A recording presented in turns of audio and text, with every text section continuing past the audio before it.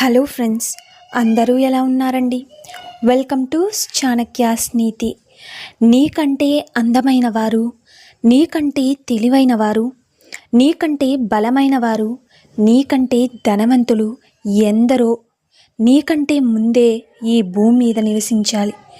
కానీ అందరూ వచ్చిన చోటకి తిరిగి వెళ్ళిపోయారు.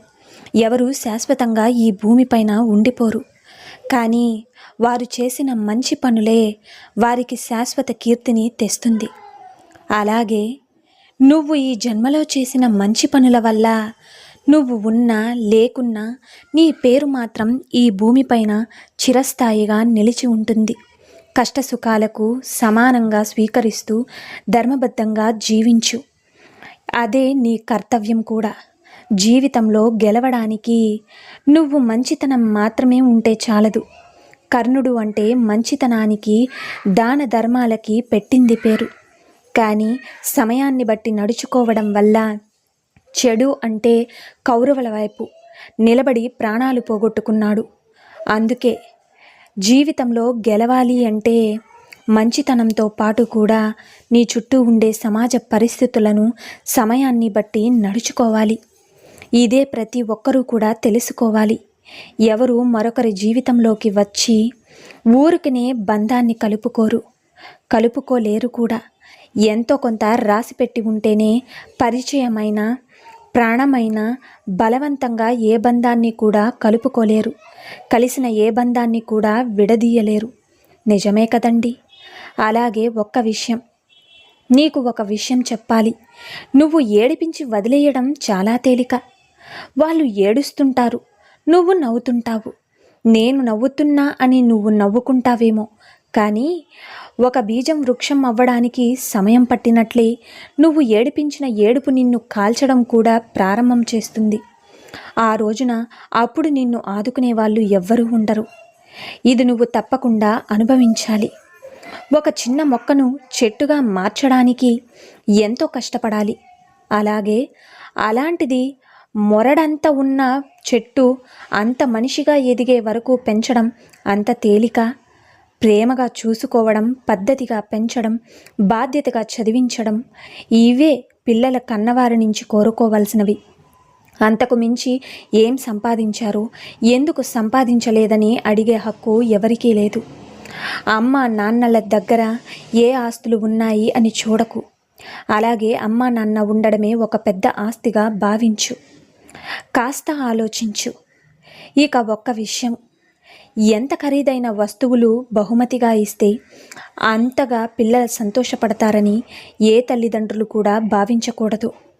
పిల్లలకు ఇచ్చే బహుమతి ఎంత పెద్దది మరియు ఖరీదైనా సరే, అది వారి భవిష్యత్తుకి భారమయ్యే బహుమతులు ఇవ్వకపోవడమే ఉత్తమం. అలాగే సత్సంగత్యం, దైవ గ్రంథాలు మరియు గొప్ప గొప్ప వ్యక్తుల జీవితాల కథలను చదువుకునే అవకాశం కలిగించే బహుమతిని ఇస్తే వారి సంస్కారం తీర్చిదిద్దబడుతుంది. అంతా అయిన తరువాత మొక్కై వంగనిది మానై వంగుతుందా? అలాగే ప్రయోజనమేమీ ఉండదు మీరు ఈ పని చేస్తే. సంస్కారం అనేది ఏముంటుంది చెప్పు? అలాగే సంస్కారం అంటే మనం పెంచడాన్ని బట్టి ఉంటుంది. గుర్తుంచుకోండి, అనుకోకుండా కొన్ని పరిచయాలు పెరుగుతాయి, అవి స్నేహంగా మారతాయి. అంతలోనే చిన్నపాటి తొందరపాటు వల్ల ఆ పరిచయాల మధ్య ఉన్న దూరం పెరుగుతుంది. తెలుసో తెలియకో మన వల్ల ఒక్కసారి ఇతరులు హర్ట్ అవుతారు. ఒక్కోసారి దానికి మనం వివరం ఇచ్చినా సరే వారికి అర్థం కాక ఏదేదో అనొచ్చు. ఆ సమయంలో మౌనం ఒక్కటే సమాధానం. అలా కాకుండా మాటికి ఇస్తే అది దూరం పెరుగుతుంది. నువ్వు మాట్లాడుతూ ఉంటే, అవతల వాళ్ళు కూడా కోపంలో మాట్లాడుతూ ఉంటే నువ్వు సైలెంట్గా ఉండడమే చాలా మంచిది. లేదంటే వాళ్ళు మాట్లాడే కొద్దీ నువ్వు మాట్లాడుతూ ఉంటే దూరం తప్ప ఏమీ ఉండదు.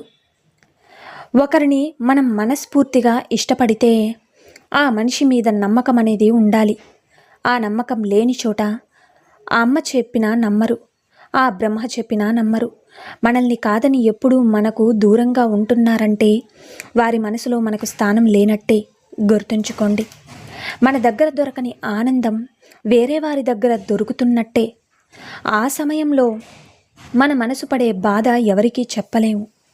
ఆ బాధని అనుభవించలేక ప్రతి క్షణం మనకి నరకంలా ఉంటుంది. ప్రేమకి అలాగే నమ్మకమే పునాది. ఎప్పుడైతే అనుమానం అనేది మొదలైందో ఆ ప్రేమ అంతమైనట్టే.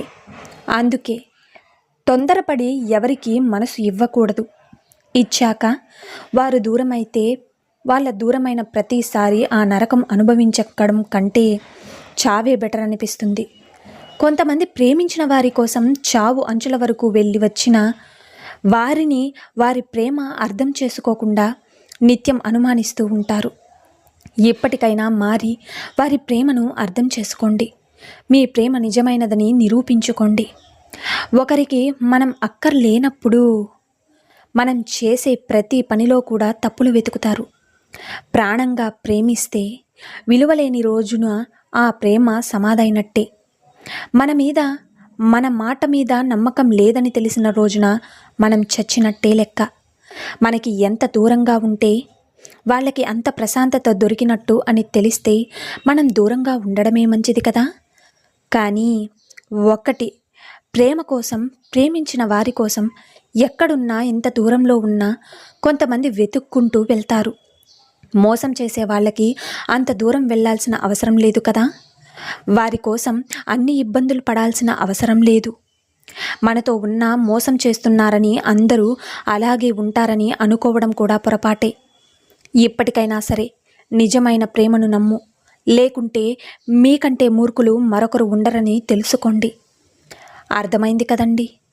అసలైన ఒంటరితనం అంటే ఏంటో తెలుసా?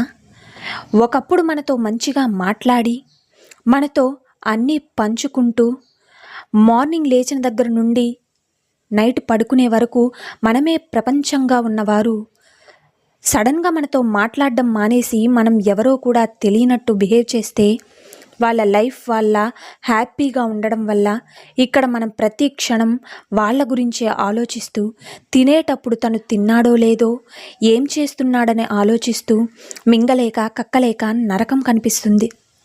పడుకునేటప్పుడు ఒకప్పుడు వాళ్ళతో మాట్లాడిన మాటలు గడిపిన క్షణాలు గుర్తు చేసుకుంటూ ఏడుస్తూ రాత్రి 1 గంట అవుతున్నా నిద్ర రాక నిద్ర కోసం పడే తిప్పలు, నిద్ర పడితే సడన్గా మెలకువ వచ్చి ఆ టైంలో మనం ప్రేమించే వాళ్ళు గుర్తొచ్చి ఏడుస్తూ, ఒకవేళ ఏడిస్తే పక్కన పడుకునే వాళ్ళు లేస్తారేమో అని భయంతో నోటిని చెయ్యి అడ్డు పెట్టుకుని ఏడుపును కంట్రోల్ చేయడానికి ట్రై చేస్తుంటే అదే అసలైన ఒంటరితనం అంటే. గుర్తుంచుకోండి.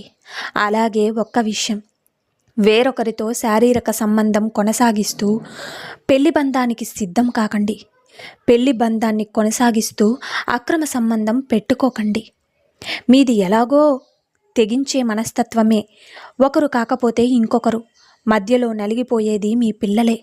ఆ అమ్మ నాన్న మధ్య ఏం జరుగుతుందో తెలియక వాళ్ళు ఎవరి దగ్గర ఉంటున్నారో, ఎందుకు ఉంటున్నారో అర్థం కాక ఎంతో సతమతమవుతూ ఉంటారు. అలాగే మీకోసం కాకపోయినా మీ పిల్లల కోసమైనా ఆలోచించండి. అర్థమైంది కదండి. ఇక ఒక్క విషయం, సైకాలజీ ప్రకారం అమ్మాయిలు తమని ఎక్కువగా పట్టించుకోని అబ్బాయిలు ఎక్కువగా తెలివిగా ఉండే అబ్బాయిల్ని ఎక్కువగా ఇష్టపడుతూ ఉంటారు. నిజమే కదండి. మరి దీని గురించి మీరేమనుకుంటున్నారో కామెంట్ సెక్షన్లో తెలియజేయండి. ఈ వీడియో మీకు నచ్చిందని అనుకుంటున్నాను. నచ్చితే చిన్న లైక్ చేయండి. అలాగే మన ఛానల్ ఎవరైనా స్టార్టింగ్ చూస్తుంటే సబ్స్క్రైబ్ చేసుకోవడం మర్చిపోద్దండి. పక్కనున్న బెల్ సింబల్ని క్లిక్ చేస్తే ఇలాంటి చాణక్య నీతి మరిన్ని మోటివేషనల్ వీడియోస్ అన్నీ కూడా మీకు నోటిఫికేషన్ రూపంలో అయితే వచ్చేస్తుంది. So thank you for watching friends.